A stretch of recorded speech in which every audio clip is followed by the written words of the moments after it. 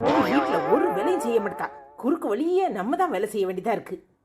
மருமோளே மருமோளே, காலையில இருந்து குறுக்கொடிய ஒவ்வொரு வேலையா பாத்துக்கிட்டு இருக்கேன். அடுத்த வேலையை ஏவறதுக்கு வந்துட்டா. மருமோளை குறுமோளன்னுக்கிட்டு உன்னைய.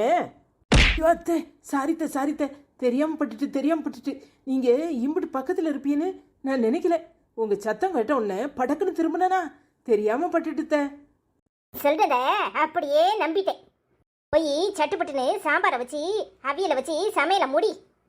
என்னத்த தினம் சாம்பார் அவியல் பச்சடின்ட்டு இருக்கியே, கருவாட்டு குழம்பு வைப்பந்த இன்னைக்கு. சொல்றத நீ செஞ்சா போதும். ஓ இஷ்டத்துக்கு செய்யறதுக்கு இது என்ன உன் அப்பா வீடா?